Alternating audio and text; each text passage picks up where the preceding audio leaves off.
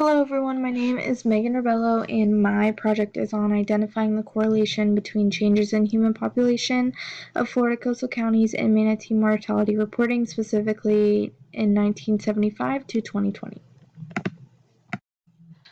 So a little background on this study.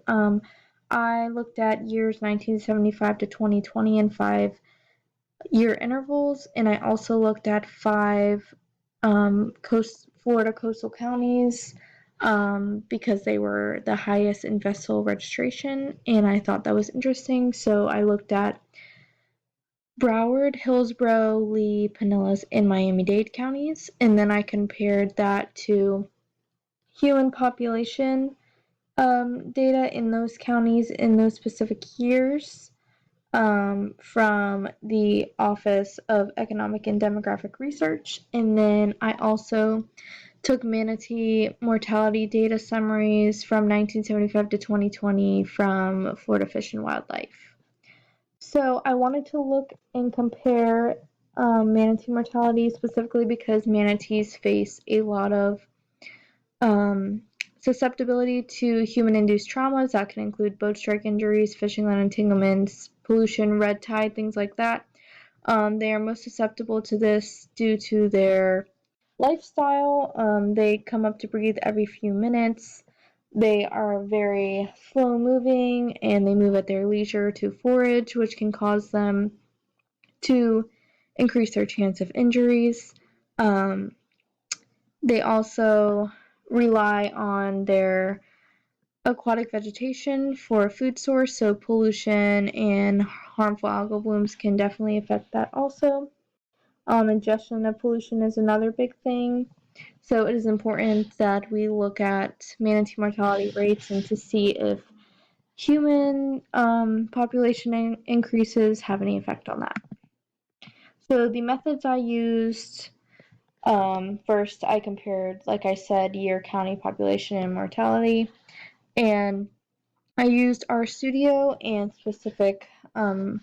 a specific correlation test to look at human population increases versus manatee mortality, and it actually, well, I'll mention that in the results, but I also was able to do multilinear regression specifically for human population changes relative to year and also manatee deaths by county. And I was able to also make 2 plots, one that compared manatee deaths to year and one that compared human population differences to year. So my results, like I was going to mention, the correlation test actually resulted in a insignificant p-value relative to human population and manatee mortality. But I was able to find some significant data. My first graph towards the bottom looked at years 1975 to 2020 and 5-year intervals, and also the population of the 5 Florida counties I mentioned. You can see a exponential increase in this graph, and that shows that increases in year result to increases in population. And then my other graph also shows a line of increase relative to year again, but this time with manatee death rates. So manatee death rates were also seen to increase at the same time that population, human population in the Florida counties also increased. So that should have some significance. As for my discussion, like I said, I was able to look at year versus human population, which showed an increase, and I also was able to look at year versus manatee mortality. Future research I would suggest would be to compare tourism rates of all Florida coastal counties, not just the 5 that I chose, to see if any were increasing or if any had significant higher manatee mortalities.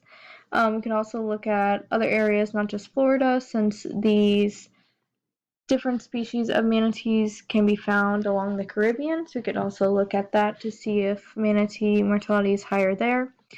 Looking at reasoning for mortality, meaning boat strikes or fishing line entanglements, not just mortality as a whole.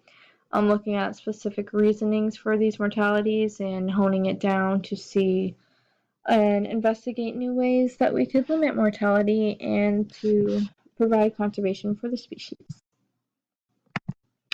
I would like to thank the Office of Economic and Demographic Research for their Florida County population data between 1975 to 2020, and I would also like to thank Florida Fish and Wildlife Conservation Commission for providing yearly manatee mortality summaries between 1975 and 2020. Here are my references. Thank you for listening.